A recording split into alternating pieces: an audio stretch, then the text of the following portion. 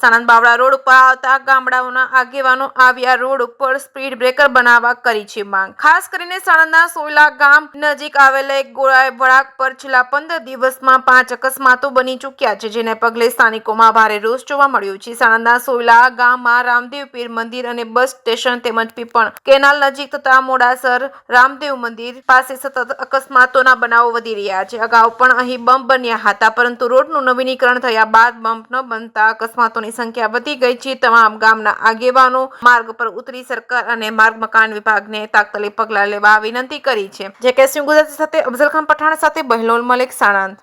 મારું નામ વાઘેલા સિદ્ધરાજસિંહ જટુભા, ગામ પીપણ, તાલુકો સાણંદ, જિલ્લો અમદાવાદ. અહીંયા વારંવાર અકસ્માતના બનાવ બને છે, બરાબર. બાવળા સાણંદ રોડ ઉપર અમારા ગામના આવવા જવા માટેમાં સાધનો લઈને જવા આવવામાં બહુ તકલીફ પડે છે, બરાબર. 15 દિવસમાં અમારે ત્યાં 3 થી 4 અકસ્માત થયા છે.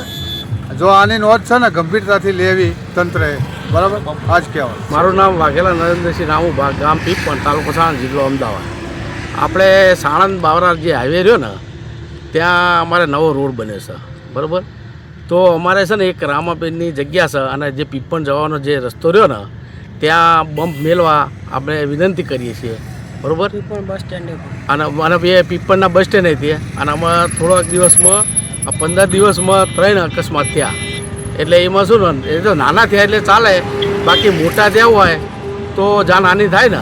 એટલે અમે સરકારને વિનંતી કરીએ છીએ કે જલ્દીમાં જલ્દી બમ્પ મૂકવાની વિનંતી. શું તમારું નામ છે, શું સમસ્યા છે? કોળી પટેલ છોટાભાઈ વિભાભાઈ સોયલા. અને રોજે રોજ અહીંયા વળાંક ઉપર છે અમારે, અને દુકાન સામે છે અને ઘર પણ નજીક છે બધા. અહીંયા આવતા જતાં ઓળખોની સાઈડમાં જઈએ, આવતા આવતા એક્સિડન્ટો બહુ થાય છે. પણ કોઈ બમ્પ હજુ લગી કોઈ બેકતું નહીં. મેકવાનું કેટલી દાનું કીધું પણ કોઈ આવતું જ નહીં ને. એટલે બમ્પ મેલે તો અમારે આટલું એક્સિડન્ટ ના થાય નથી. મેં છોકરા બૈરા અમે ઓળખોટ રામાપીરની આરતી વખતે જઈએ છીએ, આવતી તોય બહુ તકલીફ પડે છે અમારે. અમુક સાઈડમાં પડી જઈએ છીએ, પણ અમે ઉંમરલાયક માણસો હોય તો જઈ શકતા નહીં બોલવાની.